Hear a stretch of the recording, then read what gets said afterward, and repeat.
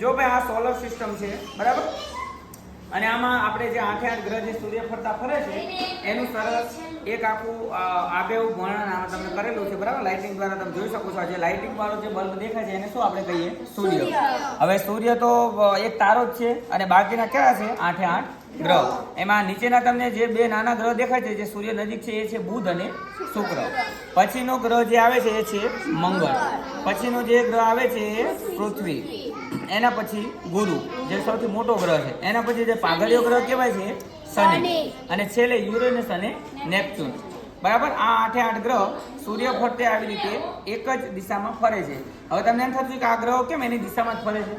એનું કારણ છે ગુરુત્વાકર્ષણ.